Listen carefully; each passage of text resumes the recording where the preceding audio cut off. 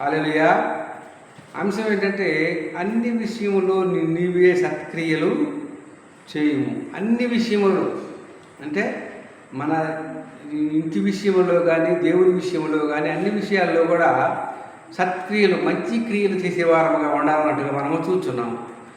తీతుకు రాసిన పత్రిక 2వ అధ్యాయము 7వ చూసినట్టయితే పరపక్షమందుండువాడు మనల్ని గురించి చెడ్డ మాటలు చెప్పక సిగ్గుపడినట్లు అన్ని విషయంలో నీవే సత్కారమైనదిగా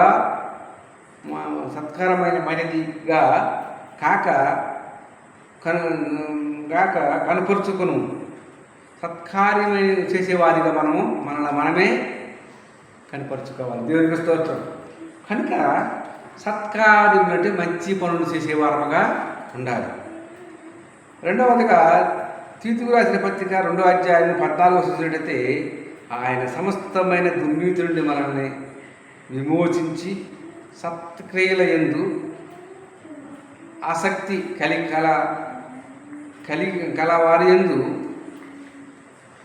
శక్తి గల ప్రజలను కోసము తన పవిత్రతను తానే మన కొరకై అర్పించుకొనను. మన కొరకు తను తానుగా రిక్తునిగా శిలువ మీద అర్పణ చేసుకున్నట్టుగా మనము చూస్తున్నాం. చూసారా, ఈ లోకంలో సత్క్రియ అంటే మన కొరకు ప్రాణం పెట్టాడు. ఆ దేవాది దేవుడు ఎంత గొప్ప దేవుడు ఇదిగా మనము చూస్తున్నాం. తీతుకు రాసిన పత్రిక 3వ అధ్యాయం 8వ వచనము, ఈ మాటలు నమ్మదగినవి గనుక దేవుని యందు విశ్వాసముంచువారు సత్క్రియలు చేయటయందు మనసు ఉన్నట్లు నీతి సంగతులను గురించి దృఢముగా చెప్పుచున్నాను. మంచి పనులు చేసేవారుగా సత్క్రియలు అంటే అపోస్తలుడైన పౌలు చెప్పినట్టుగా మనము చూస్తున్నాం. దృఢముగా చేసేవారముగా ఉండాలి, మంచి పనులు చేసేవారుగా ఉండాలి. రోమా రాసిన పత్రిక 2వ అధ్యాయం 7వ వచనము, సత్క్రియలు గోపికగా చేయు మహిమయు ఘనతయు అక్షేతను వెతుకు వారికి నిత్యజీవము దొరుకును. ఘనత ఆ యొక్క సత్క్రియలు చేసేవారికి దొరుకుతుందట. మహిమ దొరుకుతుంది, ఘనత కలుగుతుంది, అక్షేత కలుగుతుంది, వెతుకు వారికి నిత్యజీవం కూడా దొరుకుతుంది. దేవునికి స్తోత్రం.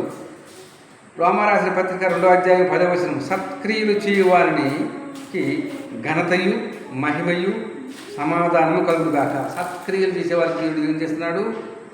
ఘనతనిస్తున్నాడు, మహిమనిస్తున్నాడు, సమాధానం ఇచ్చినట్టుగా మనము చూస్తున్నాం. కనుక ఈ లోకంలో అన్ని విషయంలో మనం సత్క్రియలు చేసేవారుగా ఉండాలని ఈ కొద్ది మాటలు ముగిస్తున్నాను. క్రిస్టోఫర్ 810 ఛానల్ సబ్స్క్రైబ్ చేసుకోండి. అనేక మందికి షేర్ చేయవలసిందిగా కోరుతున్నాను. ఆమేన్.